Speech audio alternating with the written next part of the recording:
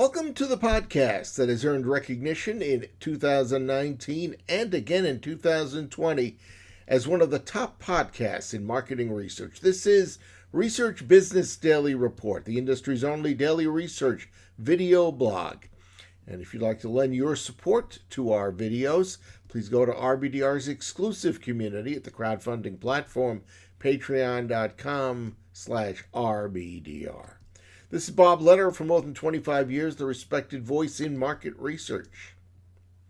We want to thank you for your patience as during the past couple of weeks, we allowed our IT department, which had contracted the coronavirus, to appropriately recover. And we're confident that many RBDR viewers benefited from the videos that we represented the last 2 weeks. On to today's program, where Ron Sellers recently delivered a worrisome tale to us about the state of data quality. He zeroed in on 6 most common ways that surveys can be misleading.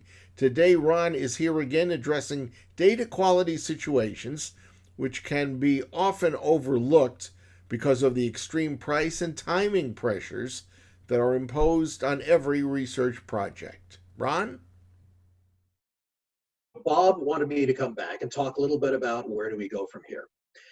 The bad news is, in my estimation, things are not going to be fixed until panel companies start taking this seriously and caring about data quality. And what makes me say that they don't do that right now? I'm not making an accusation about every single panel company, but panel companies in general, it's not realistic to think that they don't know about the problems. For instance, we are regularly throwing out in client studies 40 to 50% of respondents. And we have never, not one single time, had any panel company push back against us and say, well, wait, that's too much, or you need to show us what's wrong with these people. It's because they know what they're giving us. But here's the rub. Panel companies won't and can't do this until we as clients start taking some steps.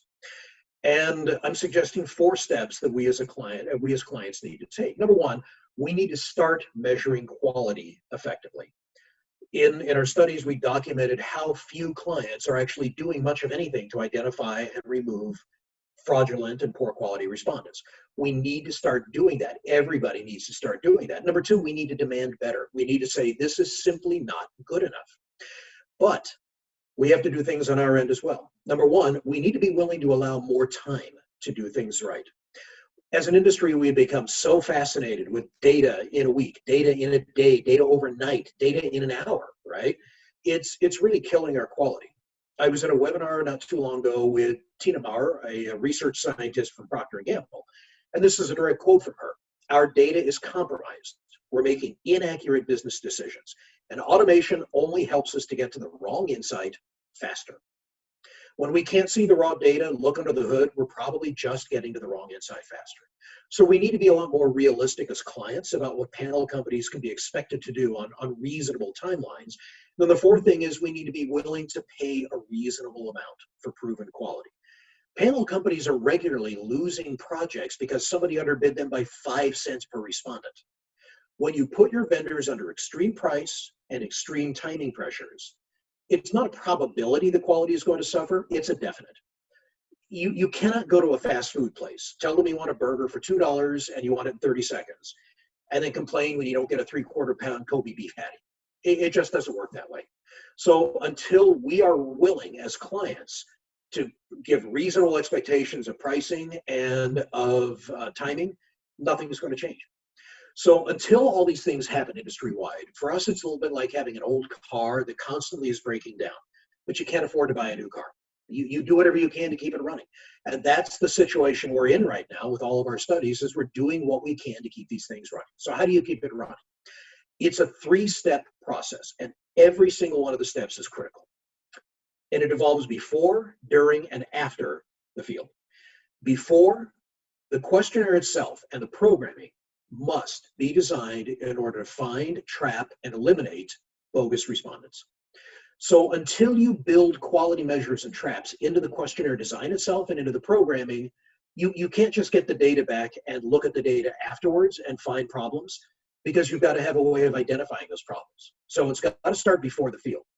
During, there needs to be an ongoing review of the data to make sure you're taking the bulk of bogus respondents out and then replacing them within the quotas that you need, rather than just waiting to the end and saying, wow, we need to find this 1% incidence person, and we need 300 of those to replace the ones we tossed out. It needs to be a constant ongoing process. And then 3, there needs to be afterwards a final post-field review of the data to pull out any that you missed and to review all of the data line by line, going through without automation, without algorithms, and saying these people have multiple problems and they need to be gone. The steps you take have to be custom to each project, because every project is different in terms of who the respondents are and in terms of the content. If you want to trap straight liners, you can't do that unless you have some type of grid question. If you want to review numerical open ends, if the questionnaire doesn't have those, obviously that's not a measure you can use. So it has to be custom to each project. And the after the field needs to extend to after the project as well, because it has to be an ongoing learning process so that you discover what works and when. And for instance, we've discovered that red herring questions really don't trap anybody because they're too easy to see. Please mark the answer all the way to the right. A lot of the bots are sophisticated enough, they can identify those and answer them correctly. And a lot of the disengaged respondents, they have to glance at the screen to at least see the radio buttons to click on. So they glance, they see that, and they answer it correctly. And it doesn't take anybody out. So it's got to be a constant process of finding out what works, sharpening that tool, and that's the only way to try and keep that old car running until the industry can afford some new cars. That wraps up this edition of Research Business Daily Report. Thank you for watching RBDR, whether it's occasionally or every day. For our many viewers, watching RBDR is time well spent, and so there's no reason for anyone out there to hesitate if they see an RBDR episode that they'd like to share to a friend and or a peer.